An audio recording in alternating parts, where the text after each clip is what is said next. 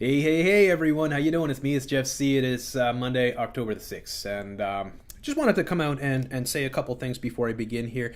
Now, when you call something a false flag or a hoax, people will often be very skeptical. Other people will be downright irate, and start saying, how do you know? How do you know? How do you know? Well, lots of experience, many years of doing this and just putting all the patterns together that fit up with these false flags.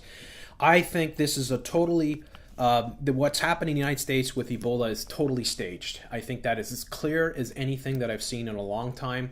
This is all another big giant psyop, right? And most likely to get you to take some sort of vaccination. Now, the alternative media, once again, has failed by and large. They're buying the whole Ebola thing, and they're also buying the angle that the United States is incompetent, Obama's incompetent, the CDC is incompetent, they're fucking up everything. They should have done this, they should have done that, stricter checks, they should stop the flights coming in, blah, blah, blah, blah, blah, right? That's what the alternative media is going on about. Bullshit. This thing is all staged. This is what they're not getting. This is why you got to come to people like Free Radio Revolution, a Red Pill Revolution, and Team Wake Up to get the real deal about what's going on, because we're not going to fall for this bullshit, okay? And it's up to you whether you want to believe it or not. But I'm telling you right now, as I always say, this is the golden rule of false flags. If the corporate media is going on week after week after week after week about it, if they're bringing up all these funny actors, right, that can't seem to remember their lines, that are reading from scripts, if they've got the Sanjay Guptas and the Dr. Richard Bessers and all these characters who are in on the fix, then it's a false flag. It's staged, okay? So I shouldn't have to explain it, but of course there's always new people to my channel who've never been down this road before, and it's a big shock to them. Even Alex Jones is coming out calling it a false flag now. I want you to listen into this insider here. We've had a few insiders dealing with FEMA and Ebola telling us there's no way, and this is what I said. I mean, I broke it down in the Dr. Richard Brantley, Nancy Wright Ebola thing. There's no way that those people had Ebola. That is 100% scripted. That is case closed. And if you don't believe me, go and watch my videos that I've done on this. It's absolutely astounding that they tried to pass this shit off, because they broke every protocol. So I want you to listen to this insider here, this FEMA insider, talk about Ebola, and hear on Alex Jones for a sec. Insider from FEMA Region 6. I'm in former Texas. That's in FEMA Region 6. What former state are you in, Insider? I'm in former state Tex. I work for the regional agency in formerly known as San Antonio, Texas. One of my duties is public health emergency preparedness planning. The reason I know the Ebola outbreak is being conducted on purpose is it violates all protocols. I used to be involved in the Hurricane Katrina and Rita response of the evacuees. I also was involved in planning for smallpox outbreak in Bexar County. The proper response would be the National Guard would seal off Bexar County. Law enforcement and emergency services would redirect the population to all hospitals, churches, and other government agencies where they would be screened. If they were sick, they would be isolated at a former military base until the sickness had passed or they died. Everyone else would be forcibly vaccinated. There would be no exceptions and no travel in and out of Bexar County. So the fact that they're allowing people to travel into the United States and they are not locking down the city of Dallas tells me this is by design. There you go. Okay. So we've heard this a lot. We've had the insiders talk on our shows, tell us how there's no way that the way that they're dealing with this is totally off the books. It's just ridiculous. And that means it's staged, okay? If it was a real outbreak, if there was real Ebola in the United States, they would go through every extreme. They would make sure everything was sterilized. They would have this guy in special hospitals, military hospitals, maybe even on a ship out to sea.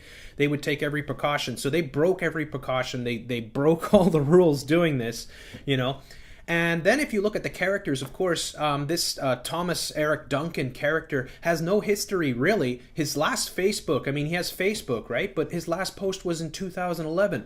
All the photos of Thomas Eric Duncan have him wearing the same shirt. They were all taken on the same day.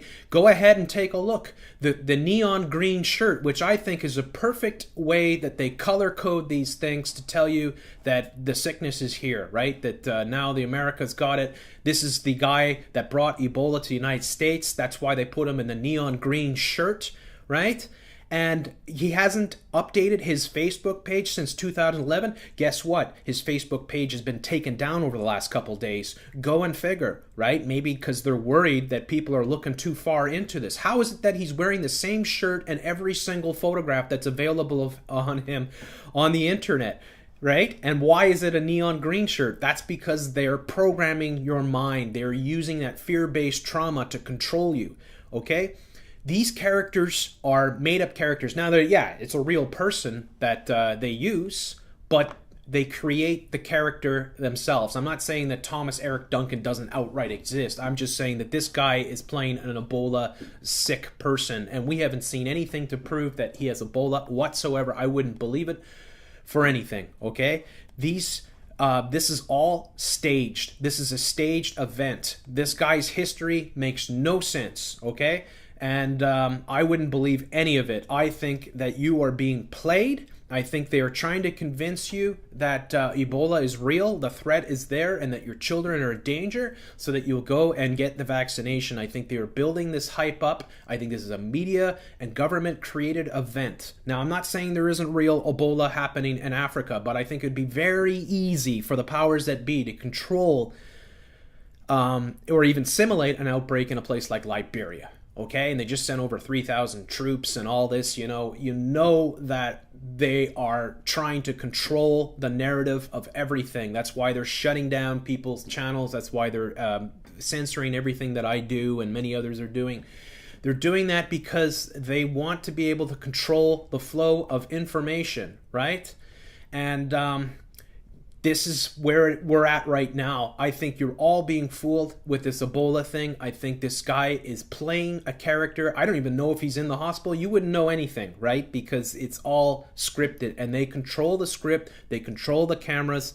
They control the narrative. That's why we're here. The only way to break this narrative is to have channels like this come out and call it for what it is. Now, I'm glad that Alex Jones finally catching on a bit. It would be nice if the rest of the alternative media, grew a brain and actually figured out how they're being fooled about this.